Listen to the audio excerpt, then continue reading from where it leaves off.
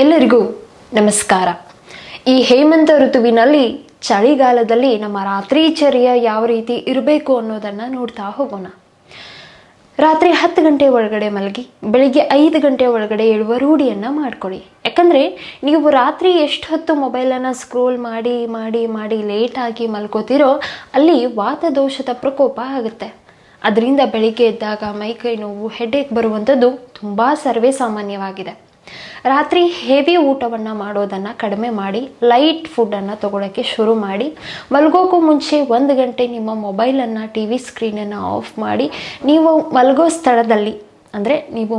ಸ್ಥಳದಲ್ಲಿ ಕಿಟಕಿಗಳನ್ನು ಬಂದ್ ಮಾಡಿ ಮಲ್ಕೊಳ್ಳಿ. ಯಾಕಂತಂದರೆ ತಣ್ಣನೆ ಗಾಳಿ ದೇಹದೊಳಗಡೆ ಡೈರೆಕ್ಟಾಗಿ ಹೋದಾಗ ನಿಮ್ಮ ಮೈಗ್ರೇನ್ ಆಗಿರ್ಬೋದು ಅಥವಾ ಸೈನೋಸೈಟಿಸ್ ಆಗಿರ್ಬೋದು, ಈ ಥರ ಚಿಕ್ಕ ಪುಟ್ಟ ತೊಂದರೆಗಳು ಟ್ರಿಗರ್ ಆಗೋ ಸಾಧ್ಯತೆ ಇರುತ್ತೆ.